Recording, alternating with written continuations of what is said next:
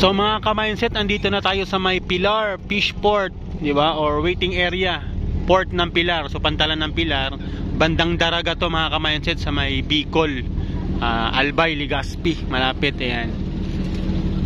So ito na tayo mga ka-mindset, pabalik Maynila na tayo. So tapos na yung journey natin papuntang Masbate, no? So work na naman tayo ulit mga ka-mindset. Panibagong araw, panibagong bukas. But still, thankful pa rin kasi nga safe tayo nakarating dito sa may pantalan ng Pilar. And after ito mga ka-mindset, another 12 to 13 hours, biyahe naman tayo bus papuntang Maynila sa may PTX or PITX sa may Paranaque. Ayan, so ingat tayong lahat mga ka-mindset ha. So sana okay tayong lahat ngayong araw na to. Diba? So payapa yung biyahe natin, payapa yung dagat. Wala namang ulan, may konting ambon pero hindi naman siya naka-apekto sa biyahe natin, okay? So ito mga ka-mindset yung paligid ng Pilar. Yan, ang ganda nito mga ka-mindset, oh.